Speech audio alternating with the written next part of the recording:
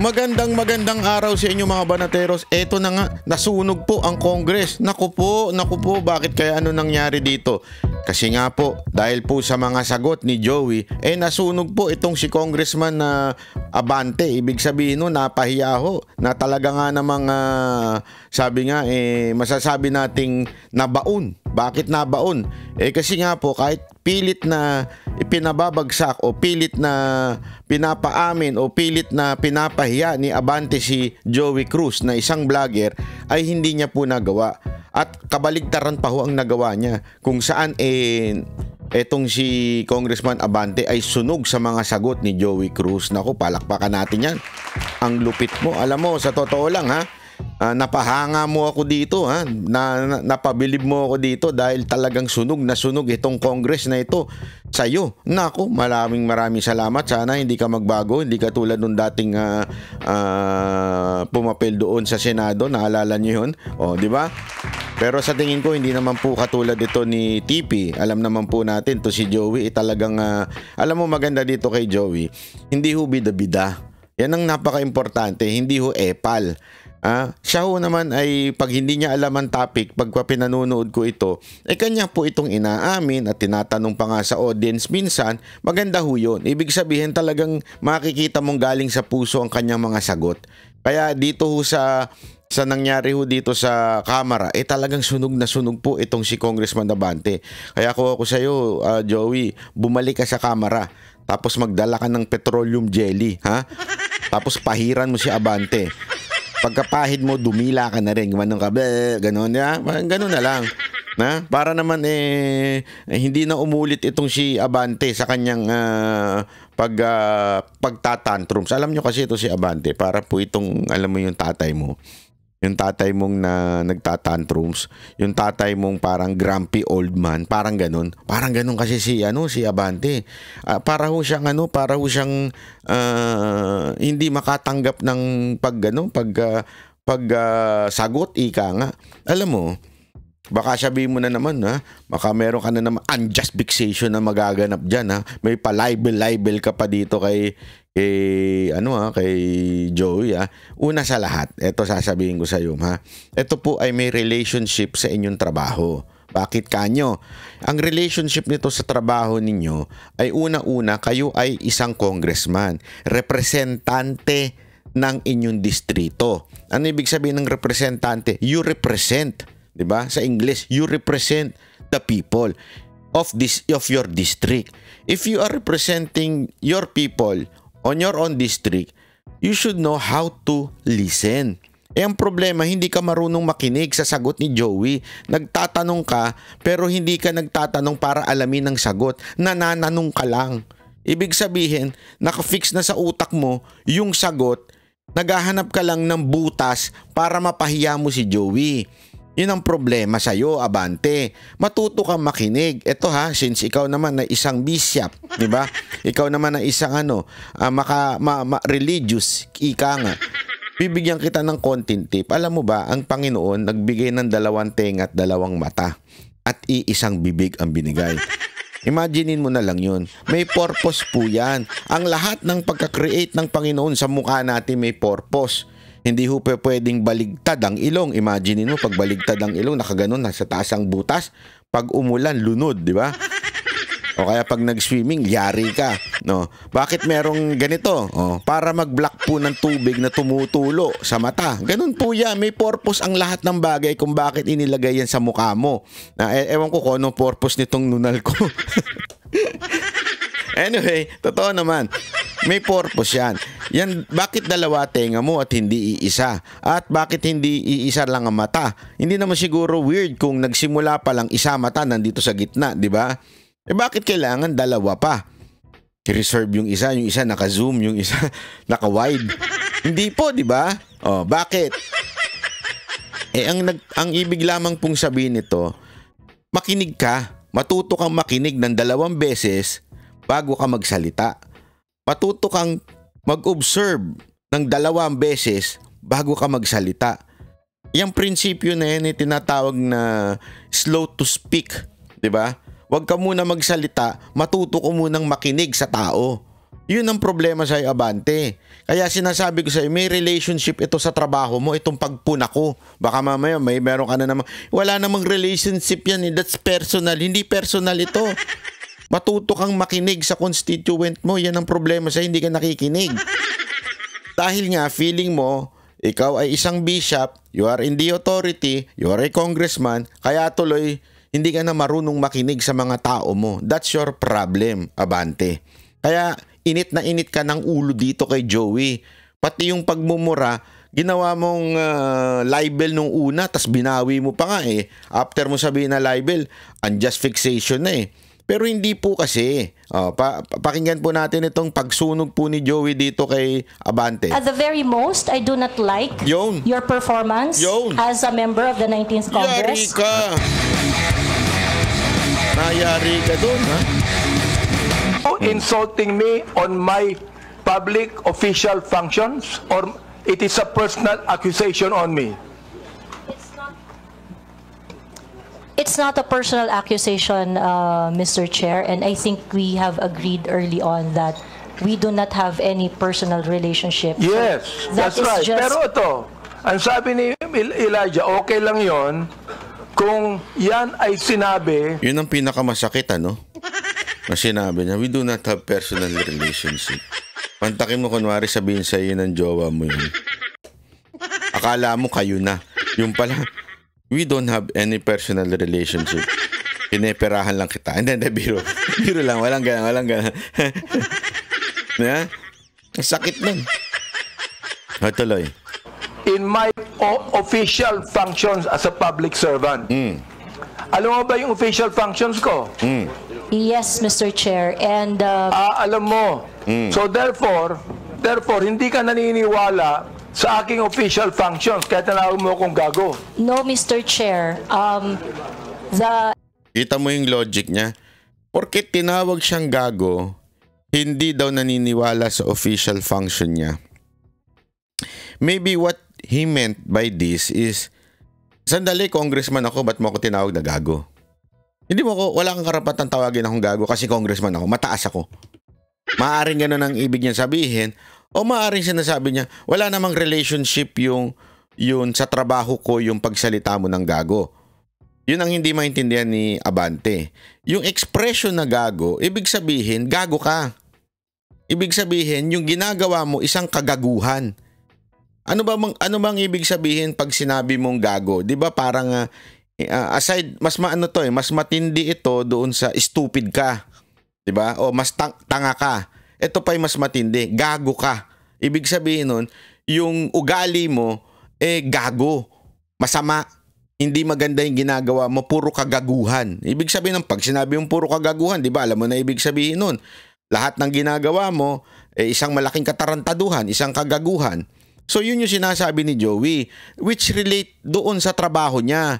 Kasi nga may trabaho siya, pero gago siya doon sa trabaho niyang yun. So ano sinasabi mong personal attack yun? That is not a personal attack. That is a attack to your function as a public official. Kagaguhan yung ginagawa mo. Observation that I uttered to describe your performance of your official action. That is my observation. That is what I felt. Well, inobserbuhan mo ba yung aking official function? Yes, Mr. Chair. Inobserbuhan mo since I won in 2019? No, Mr. Chair. So kailangan mo pa palang obserbahan mula nung nagsimula ka? Hindi ba maaaring pwede kong i-react yung ginawa mo now? Nagigets nyo? Hindi ko kailangang obserbahan yung sinimulan mo. Tapos, meron kang ginawa sa kalagitnaan ng iyong pagsiservisyo, sasabihin ko, ay isang malaking katangahan yung ginawa mo. Pwede ko bang sabihin na, hindi wag mo sabihin yan kasi dapat inobserbahan mo yung ginawa ko noon hanggang ngayon. Hindi pwedeng ganun. Yun ang sinasabing na may personal ka. Diba? Bakit kanyo? Etong sinasabi ni Joey na gago, o kung sinabi man niya yan, kasi parang hindi niya maalala kung kailan niya nasabi yan. Kung sinabi man niya yan, sinabi niya yan because as a reaction to what you just did. O ano yung ginawa mo on that present moment, kung ano yung desisyon na ginawa ni Abante at the present moment, yun ang sinasabi niyang gago. Diba? So ang linaw po nun. Hindi yan. Kaya nga pag sinabi mong inobserbahan mo ba ako noong simula ako, yun ang namemersonal. Mantakin mo, pati yung nakaraan mo, inungkat. Actually, di pa nga rin personal yung kasi maaaring inire-relate lang niya yung pagiging pattern ng ugali mo. Pero gayon pa man, mas hindi ito personal kasi nga may ginawa ka recently na nire-reactionan ng tao. Ganun naman po kami mga vlogger eh.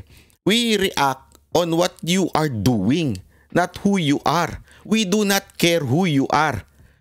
Basta ang importante sa amin, pag may tama, pinapalakpakan namin, pag mali, binabanata namin. Yan po ang tama kasi nga that is part of your function as a representative of your district. Kung mali, edi sasabihin namin gago ka. Gago yung ginagawa mo. 'Di ba? I closely monitored your performance as a congressman in the 19th Congress. And you hated me for that. No, not really, Mr. Chair. Just in the binagit mo 19th sa akin Congress. gago, so you hated me. No! It doesn't mean na gago, sinabihan ka ng gago, you hate me. Hindi. Hindi ho. Hindi ganun yun. Mr. Chair. Bakit ang babaw ng logic nito ni Abante, no? Pag sinabi mo na kagad kagaguhan yung ginawa mo, hate na kagad. Kasi when you say hate, person yun eh. You hate the person. Yung mismong person, yung tao mismo hini-hate mo, galit ka dun sa tao. Bitter ka dun sa tao. 'Di ba? Kaya nga hate, galit eh. Galit ka sa tao. Hindi po kami galit sa inyo. Kami po mga vlogger, o kahit po ito si Joey, sigurado ako hindi galit sa inyo. Bullshit sa inyo, pwede. Pero yung, biro lang. Yung reaction niya is reaction niya doon sa ginawa mo. Not because galit siya. Kasi nga, wala naman kayong personal relationship para magalit. Ibig sabihin nun, binanggit mo, gago ako. Binanggit mo, isasampal ko ito sa pagmumukha mo. Binanggit mo, I'm going to be... Hindi ko babanggit eh. Okay.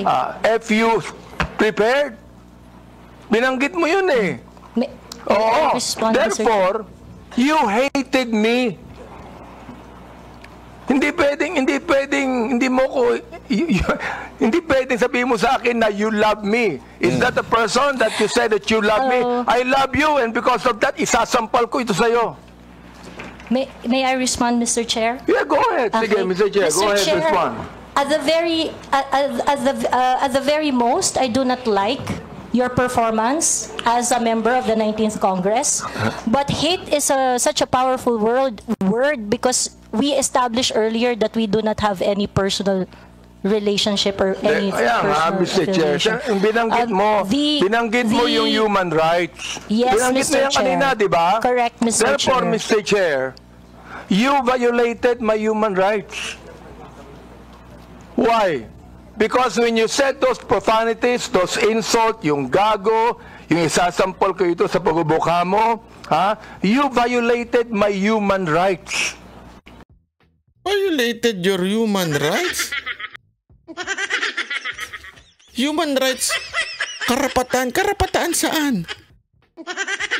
Alam mo bakit ako bilib dito kay Joey? Kung ako to, tatawanan ko talaga to eh. Asan yung human rights dun? Human rights? Ano ho ba ang mga human rights? Sige nga ho, ano ho ba ang mga human rights? Karapatan mong mabuhay? Karapatan mo maging safe? Karapatan mong proteksyonan ng sarili mo? Karapatan mo maging malaya sa pananalita? Marami kang human rights na alin doon ang nawala violate ni Joey nung sinabihan kang gago. Pag sinabihan ka bang gago, hindi ka na pwedeng mabuhay? Pag sinabihan ka bang gago, hindi ka na pwedeng huminga? Pag sinabihan ka bang gago, wala ka ng kalayaan magsalita? Pag sinabihan kang gago, hindi mo na pwedeng proteksyonan ng sarili mo. Asan doon ang human rights? Alam mo, bilib talaga ako dito kay Joey. Kung ako talaga ito, naku po, tatawa talaga ako ng para mapapaganon talaga ako. Asan kaya doon yung human rights? Parang ang gulo na ng usapan namin, ha? Kung ako to talagang papayuhan ko, tatang, tulog na lang po kayo. Medyo iba na yung sinasabi ninyo. Bukas na lang huli tayo mag-usap. Ganun na. Pasensya na, tatang, ha? Pero hindi ko masagot yung tanong nyo kasi medyo sablay yung tanong ninyo. Sigurado naman akong nasa matinong kaisipan kayo. Hindi naman kayo siguro bangag. Pero hindi, sa tingin ko, ha, malabo naman po kasi wala naman sa personality ni Abante maging bangag. Di ba? Wala ko sa personality niya. Sa tingin ko naman, ha, malabo yan, okay? Pero gayon pa man, parang ang gulo niya ng kausap dito. Ito ba'y dala ng katandaan? Hindi ko alam, ha? Kasi so far, yung tatay ko naman, mas matanda kay Abante, pero matino namang kausap. Hindi ganyang magulo. At saka yung logic, matalas. I mean, kahit sa mo dalhin, kahit saan ka magpalusot, may logic pa rin. Diba ho? Pero bakit ito ganito na? Ano nangyayari dito sa'yo? Congressman Abante? You did. May I respond, Mr. Chair? Teka, Mr. Chair, hindi ako nagagalit sa'yo. Okay? At wala akong pakialam sa'yo. Kahit na anong sabihin mo, okay lang sa akin. Alright? Pero itong ating pinag-uusap. Alam mo, karapatan mo rin kahit magalit ka, walang problema. Hindi ka namin kayang pigilan kung magalit ka sa amin. Hindi mo nang kailangan sabihin yan. Ngayon, merong kinalaman sa mga legislation na aming gagawin later on. That is why I am asking you right now.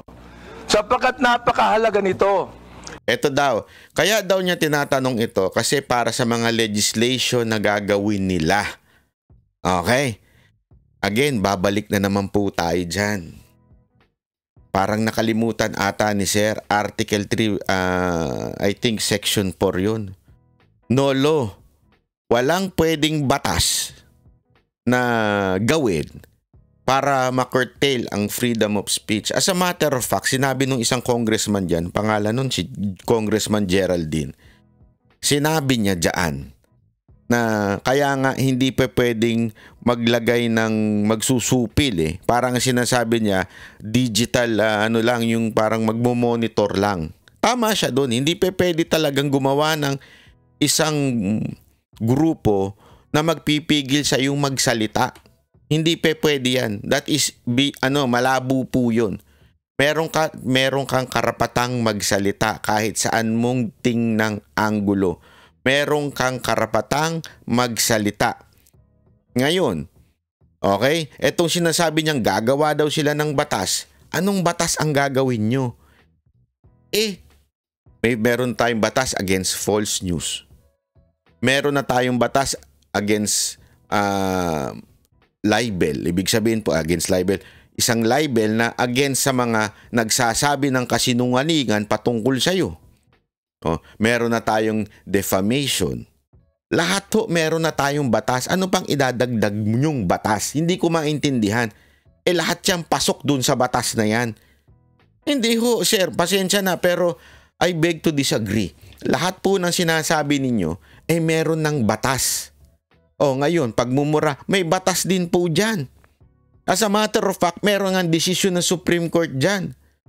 Diba ho? Hanggang kaduluduluhan, ay yan po ay pinapayagan as an expression. Diba po? Yun. Unless sabihin na yung tao na yun ay may ginawang meron ka sinabi doon sa tao na yun, tapos binaligtad mo, hindi naman pala totoo yung sinabi mo, yun, libel papasok yun. Ewan ko nga dito kay Abante kung ano pa sinasabi nitong batas na gagawin. Kapag binabanggit mo, if you're saying that using profanities, insults, and malicious accusations online represent fair and respectful discourse and a healthy discourse. Therefore, you're telling us that the freedom of expression is absolute. You can say anything you want, and that is freedom of expression. Yun ang sinasabi ko, Mr. Chair. May I respond, Mr. Chair? Pag binanggit mo, if you said that freedom of expression is not absolute. Therefore, there are certain things that you cannot say. Yun ang ibig sabihin nung freedom of expression is not absolute. May limitation yun. Di ba? Oh. Go ahead. You can answer now. Okay, thank you very much, Mr. Chair. Napansin din niya. Di ba?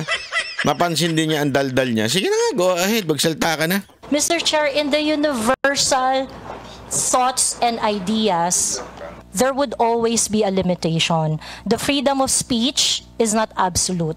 And the limitation of freedom of speech is well defined. Yan. Under the law, under the jurisprudence, there are things that you cannot say. There are things that Mr. Chair, you what cannot... jurisprudence are you talking about? Oh, eto, akala niya hindi alam. Oh. Ha? Supreme Court decisions, Your Honor. Can you tell me what law? Example of law that limits your Yes. freedom of expression. For Can you example, tell me Mr. the Chair, jurisprudence? yes, Mr. Chair. For example, Mr. Chair, there is I cannot specify the specific law, Mr. Chair. There but is a law on libel. Law There on is a libel. law on slander. There is a law. Is it okay, Mr. Chair, if I give my example? Ayun naman pala, alam mo may batas doon eh. Oh, ano pang gusto mong gawing batas? Ay, nako. Okay, thank you very much. One example, and I think this example is very demonstrative, is very illustrative of the limitation of freedom of speech. Right now, it is election, midterm election, and it is not allowed that people are going to campaign on the day of the election day. That is a clear prohibition to express on the part of the citizen to say whatever they want to say on that Teka, election day. Mr. Chair, ano po ang connection nung binabanggit mo? Limitation of freedom of speech. Yan ang pinag-uusapan. So sinasabi ni Joey, bawal ka nang mag-ngampanya during the day na pinagbawal na ng COMELEC. Yun po yung limitation na sinasabi ni Joey. Tapos parang tatawa-tawa ka pa. Tama naman yung sinabi niya na may limitation na kasi nga merong batas na nagsasabing bawal ka na mangampanya. So hindi mo pwedeng, hindi, freedom of speech ko to eh. Hindi, may batas nga na bawal ka mangampanya doon sa oras na yun. Yun, ang linaw-linaw. Yun yung mga limitations of freedom of speech.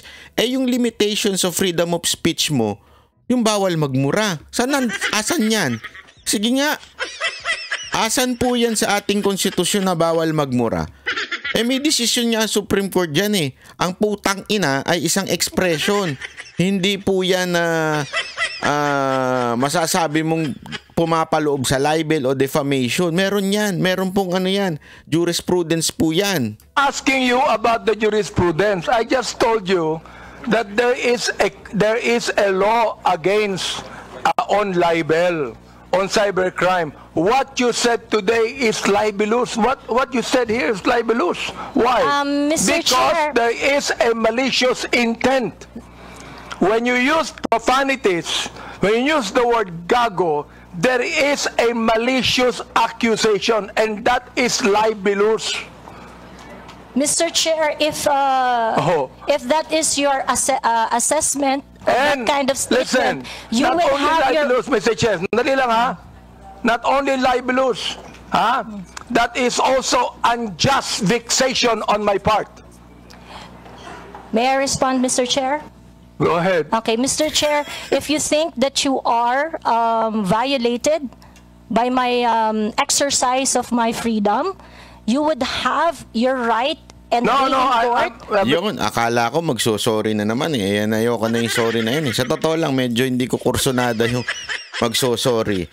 Pero buti na lang at sinabi niyang if you were offended by what I've said, you have the court. Yun ang pinakapanalo dyan mga kababayan.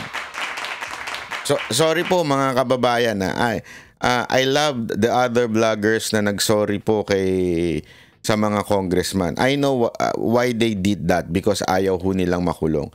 Pero sa akin po hindi po ako fix doon sa magsorry sa congressman. Bakit ako magsosorry kung tama naman sa tingin ko yung para lang hindi makulong, di wag na lang akong pumunta. Ganun lang kasimple yun. Di ba? Hindi ko sa ano pero parang ganun no ang prinsipyo na sinasabi ko ho, mga kababayan. Kasi hindi ako gagalang sa ganitong klaseng mga congressman. Pasensya na po. Kasi binababoy na ninyo ang batas. Why would I respect you? 'Di ba? Kung bababuin niyo ang batas, hindi na ako gagalang sa inyo. Pasensya na. Kaya tama, pasok yung sinabi ni Joey Cruz dito. Anong sinabi niya? If you were offended, you have the court. Na meron tayong korting pwedeng sampahan ninyo ako ng kaso. O yun, ang ganda nun. Perfect yun. You're the best. Among the West. Oh. Mr. Chair, So that the maliciousness of Mr. that Chair, statement don't can be worry. I'm sorted not out going in the to charge you proper in court. authority. Don't worry. I'm not going to charge you. If I charge you in court, matatalo ka eh. Oh, ang lupit nito, Brad. Dinaig pa yung korte talaga. Palakpakan naman natin. Hayop! Pag kinasuhan kita, talo ka. Oh, wow! Nauna ka pa sa judge. Ano lupit mo? Alam mo, dito pa lang sa utak ni Abante na to, talagang talagang masasabi kong ibang level ng utak nito. Oh, iba. Iba ang kaugalian nitong maman to. Malupit pa siya, malupit talaga itong tao na to. Ito talaga ang epitome ng pagiging diktador, authoritarian. Talaga ho, siya ho yun. Hindi. Pag kinasuhan kita, talo ka. Titigan ka pa ng ganyan? Oh. Buti na lang itong si Joey, nakipagtitigan din. Oh, tingnan mo. Oh. Sino mas matindi titigan? Walang pipikit. Ang unang pumikit, olat. Oh, di ba? Oh. Pero hindi. Oo. Unjust vexation to. Alam niyo ba yon? Are you a lawyer or not? I am not a lawyer, Mr. Chair. Therefore, you should know this. The thing is this, pero wag ka... Are you a lawyer?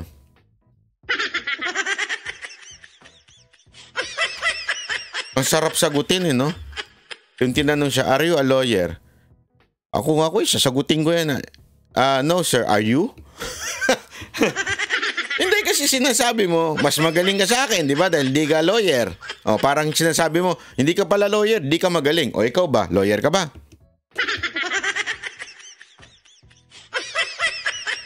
Magadala. Hindi ako magdidemanda sa'yo. Do you know why? You're not important to me.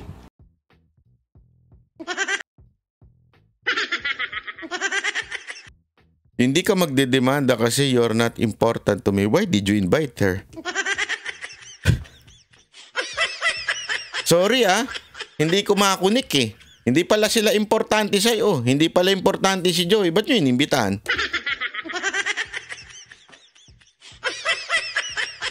Dito, lumalabas na you invited the vloggers not as a resource person but to condemn them, to bully them, at para talagang gawin ang lahat para pahiyain, talagang i-degrade. That's the reason. So tanggalin nyo na yung you are invited as a resource person, you are invited on an investigation whatsoever. Walang ganun. Kayo na mismo umamin. Inamin nyo na. Ang linaw-linaw. Hindi ka importante.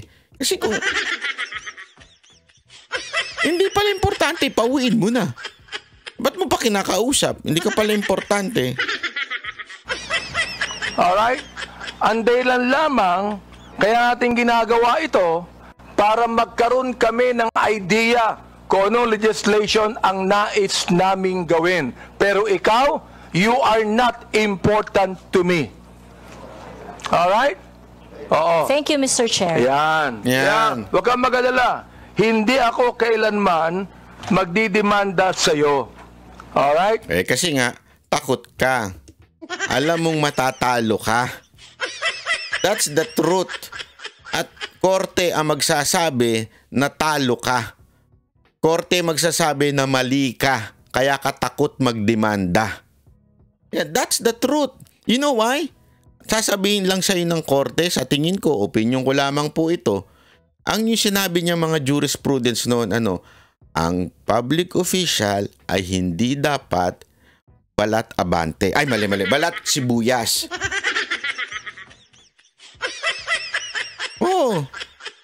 Sinabi na ng korte yan. Hindi kayo dapat balat sibuyas. So, pag ikaw nasaktan ka sa gago, nasaktan ka sa tanga, nasaktan ka sa kung ano-anong paman, ibig sabihin, balat sibuyas ka. Palitan na natin yan, ha? Balat abante na. Oh, tumatawa ka pa eh. Thank you, Mr. Chair. Natatawa ka sa akin eh. No, Mr. Chair, I am expressing my gratitude, Mr. Chair. Ganun ba? Mr. Chair, tumatawa ka and you're expressing your gratitude by your sarcastic laughter? I am not laughing, Mr. Chair. It's just a natural smile, Mr. Chair. As a natural smile, durog si Abante. Palakpakan natin si Joey. Ang lupit mo, Joey, ha? Hindi, totoo, malupit ho dito si Joey. Kaya, alam mo, etong si Abante, nasira ang Congress dahil sa kanya. Sa totoo lang. Hindi, walang biro ho.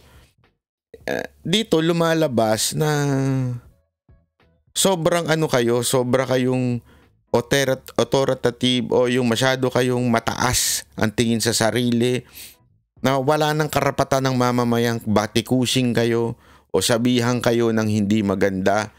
Ang dating sa inyo, pag sinabihan kayo ng ganon, ipapatawag ninyo. Pag hindi pumunta, o di kaya pag pumunta naman at hindi nag-sorry, ay i-contempt ninyo. O kung naman hindi pumunta, i-contempt nyo pa rin. Di ba? Alam nyo, ito lang masasabi ko sa inyo, ha. Kayong mga congressman, bilang na ang araw ninyo. Maniwala kayo. Kasi may election ng darating. Sa election, sigurado ako nakikita ng mga taga-Maynila. O kayo naman taga-Maynila. Pag kayo, binoto nyo pa to, ay malaki na kasalanan nyo sa mundo. Pag binoto nyo po to si Abante at nanalo pa ito si Abante, pambihira naman kayo. Yun lang masasabi ko. Gusto nyo ganitong klaseng congressman nyo? Self-righteous, self-centered, alam ang lahat, walang bawal kang magsalita laban sa kanila. Gusto nyo ng ganyang klaseng leader? Gusto nyo ng ganyang klaseng congressman? Bahala kayo. Diba? Mangyayari sa inyo, diktador ang labas. Ako nga, tanong ko nga sa inyo. Balita ako, hindi nga daw, di umano balita ko lang ito. Di umano, hindi na nga daw nakakampanya yan dyan dahil natatakot na daw sa mga taong pagsisigaw ng Duterte. No, marami ho dyan sa mga congressman na yan. Yung mga congressman na yumari ho kay BP Sara Duterte, kay Pangulong Duterte, takot na lumabas. Grabe na yung security nila. Bakit? Kasi nagagalit daw yung mga taga-Maynila sa kanila. Yun ang naririnig ko, ha. Yun ang kwento sa akin ng mga taga-Maynila. Naririnig ko po yan. Although hindi po ako taga-district na yan. District 3 po ako. Ayan po ang kwento-kwento sa akin. Totoo ba yan, sir? Congressman Abante, totoo bang takot ka na humarap sa mga tao dahil pag gumaharap kayo sa tao, sumisigaw ang taong bayan ng Duterte. Kung hindi man Duterte isigaw, Yorme. Kawawa naman kayo. Saan kayo lulugar?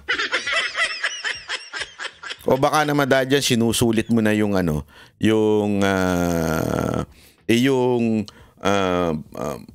pagiging congressman. Di ba? Kasi mapapalitan ka na. Ito lang, ha. Tanong ko lang naman po yun. Alam nyo mga kababayan, kaano ho kasi natin yan, pag ikaw hindi ka pumalag dito sa pagpapatawag ng mga vlogger, ang susunod na po niyan ay tayo ng mga ordinaryong Pilipino. Oh, by the way, hindi pala ordinaryong Pilipino pag vlogger ka na, ha. Ayon yan kay Abante. Pag ikaw ay hindi na pag ikaw ay vlogger na, hindi ka na ordinaryong Pilipino, di ba? Nadinig ko yan, eh. Hindi ka ordinaryong Pilipino, vlogger ka. Anak ng wewe, ba't ganun? Meron po bang label yun? Ganun po ba yun? Nataka talaga ako nung pinakikinggan ko. So, hindi na ako ordinaryong Pilipino. Ano kaya ako, alien na Pilipino? Yeah? Ganyan po kalabo mga logic dito mga congressman natin. Ha? Ganyan sila kagulong kausap. Menopause na ata ito mga ito, ha. Ako nagtatanong lang naman po, ha. Bakit ganun kayo? Kaya nga mga kababayan, pag hindi po kayo nagsalita dito, ang susunod na mawawala na ay ang freedom of speech ng bawat netizen. Kaya nga, pansinin ninyo, ginisa rin nila yung Meta. Gusto nilang talagang busalan ang social media kasi nga, galit ang netizen sa mga to. Hindi nila kayang matake na sasabihin pa nila hindi sila affected. Kung hindi kayo affected, walang hearing. As simple as that. Sabihin nyo hindi kayo affected. Affected kayo, kaya nga kayo nagpapahearing eh. Affected kayo sa fake news. Affected kayo sa, mali, hindi pala sa fake news.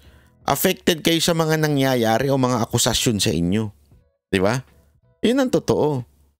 Na tinatawag nyo lang siyang fake news. But in reality, that is really what is happening now. You are afraid of the netizens. Tapos ang gagawin nyo, tatawagin nyo na lang fake news, tapos sasabihan nyo yung Meta, oh, bakit wala kayong ginagawa sa fake news? Meron silang ginagawa. Sa katunayan niya, minsan sablay nga yung ginagawa ng Facebook. Bakit kanyo? Masyado sila eh. Mantakin mo, yung Banat by page ko na may 1 million, impersonator daw ako. Ano ako? Sino na ako? Impersonator ang kaya ako nasuspend. Kaya hindi nyo na makita yung original na Banat by na may 1 million na followers. Kasi nga daw, ako daw ay impersonator. Ganun sila. Tapos sasabihin nila, hindi nila ginagawa yung kanilang trabaho. Ang ginagawa nga nila, sobra-sobra na eh. Eto pa, alam mo mga kababayan meron lang akong konting itatakel. Ito pong pagdating po dito sa yung alam niyo yung manga edition natin, yung mga manggagamit kila Duterte. Naalala niyo yun? Yung si Gaston Bunting, yan sa isa kong naalala niyo yung may pataas-taas pa ng kamay kay Pangulong Duterte, keso kasama pa ni BP Sara Duterte, pero ngayon isa sa mga pumirma sa impeachment ni BP Sara Duterte. May pautot na naman siya dyan sa Parañaque. Meron siyang ganito. Ayan.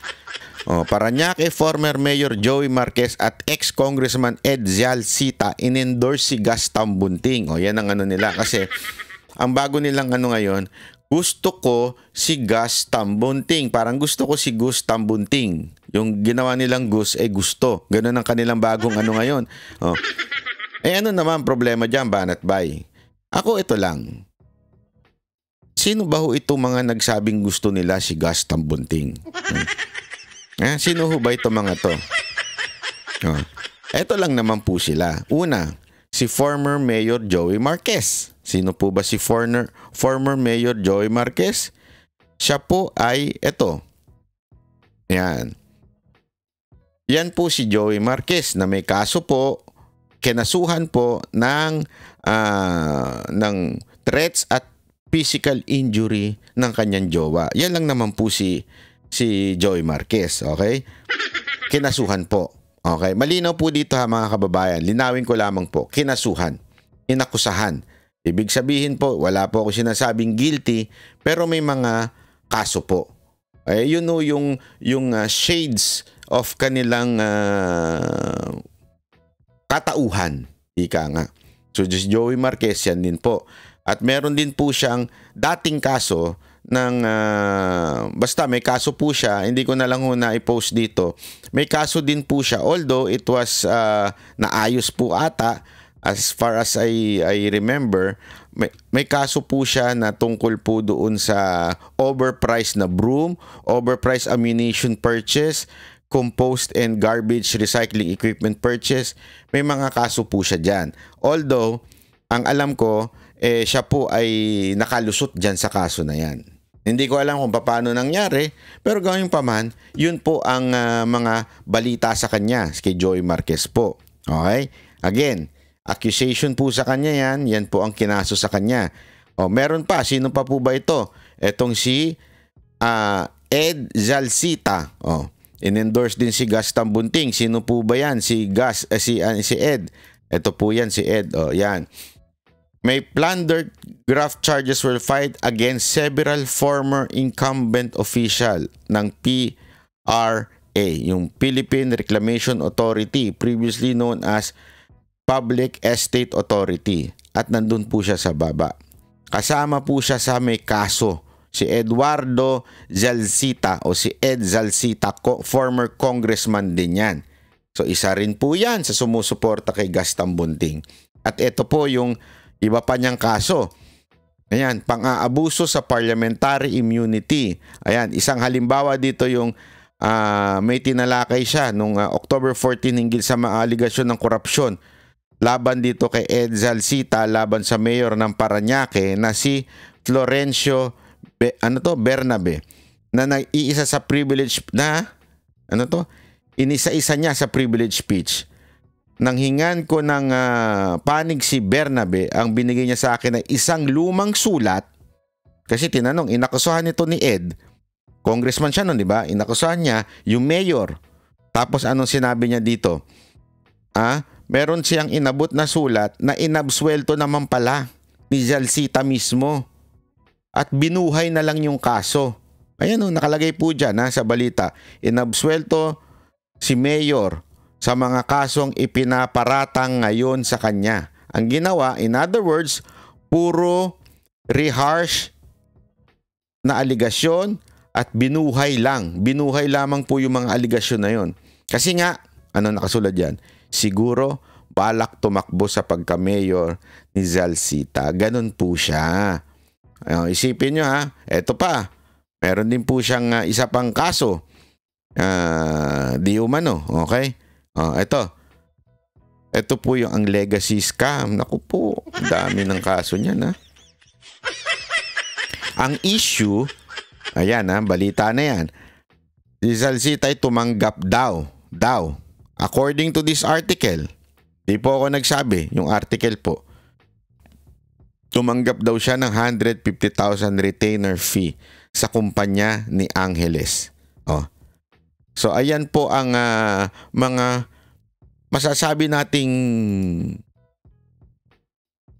birds of the same feather. Flock together. Yan po ang mga nag-i-endorse kay Gaston Bunting. Meron pa. Sino? Ito rin yung nag-endorse. Si Nicolas Enrizo, isa rin po yan sa nag-endorse kay Gaston Bunting.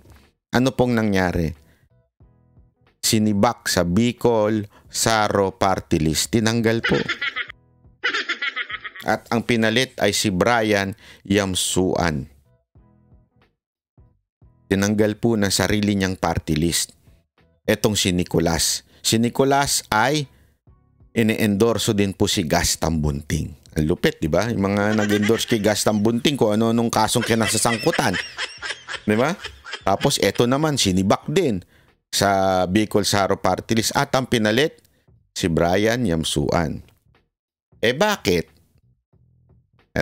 Bakit niya in-endorse etong si Nicolas Enciso si Gaston Bunting? Kasi nga po, ang tumatakbong congressman ngayon dyan sa Parañaque ay si Brian Yamsuan. Si Brian Yamsuan na tumatakbong, dati siyang congressman kasi pinalitan siya Pinalitan yung sinipang si Nicolas. So congressman siya. Hindi po pumirma yan si Brian Yamsuan sa impeachment ni VP Sara Duterte. Yun ang katotohanan. Hindi siya pumirma. Kaya ngayon, ano ginagawa? Gustong nito ni Nicolas manalo yung si Gaston Bunting. At si Gaston Bunting pumirma sa impeachment ni VP Sara Duterte.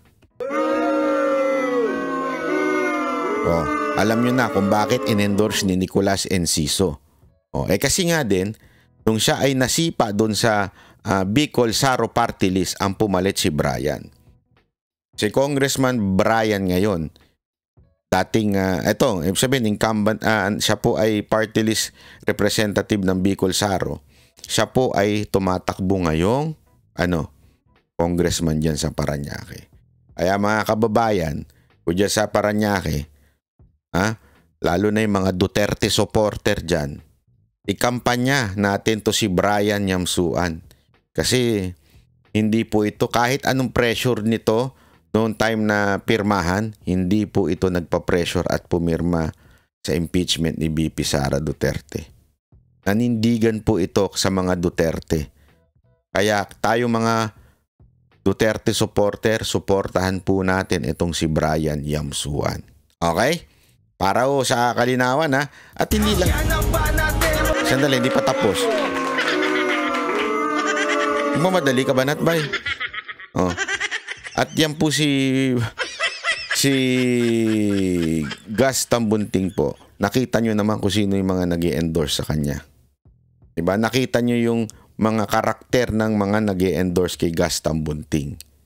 So, ibig sabihin po nun, mga kababayan, sabi nga, birds of the same feather,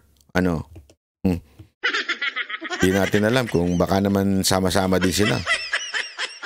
Kaya nga, doon na po tayo sa hindi pumirma sa impeachment ni VP Sara Duterte.